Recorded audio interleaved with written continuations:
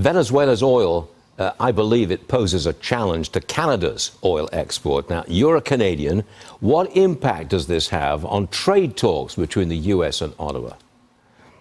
First of all, that's a very astute question, and you're right. It's having a major impact in the Canadian political scene. Yeah. What's happening to Carney, the honeymoon period is ending now. We've had a 10-year economic coma under the previous administration, the Trudeau idiot king, where no permits were granted for pipelines. And so there was no diversification of where the bitumen, which is a heavy oil product, could get to market except down to Cushing, where it's processed. Now, we have a situation where the Venezuelan oil, which is also very heavy, is going to be coming to compete.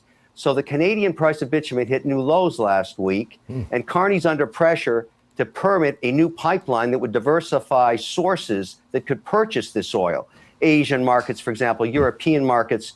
He's really getting his head squeezed now on this one. And that's probably a good thing, because at the end of the day, he was brought in after they kicked out the idiot king to move this ahead, because the Canadian GDP has collapsed and debt per capita is very high. The Venezuelan oil, however, here's my prediction. It's going into the strategic reserve. It will not be processed in Texas, where there are some heavy oil refineries. It will go straight into one of the 7 salt caves. It won't be mixed with the light oil. It'll be just put there to top up the strategic reserve. And by the way, in historic times, the last 20 years, much of that Venezuelan heavy has ended up in the strategic reserves, which could use some topping up. So that's where we're at. You got the head squeezer up north, and you got new source supply for the strategic reserve. And then what happens to Venezuela, and the meeting today at the White House, that's jump ball. The most entrepreneurial oil executive there is Harold Hamm.